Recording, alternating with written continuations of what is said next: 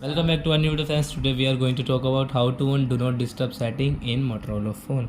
You want to on guys do not disturb setting in Motorola phone. So guys you can off. Sorry friends, you want to on. So guys how can you on? Sorry friends, I forgot how to on do not disturb in Motorola phone. So before starting video friends, I want to tell you, if you're new in my channel and you are watching my video first time, so first of all go and subscribe my channel, click the bell icon and like my videos. So now let's start video. First of all, what will you have to do to on do not disturb setting?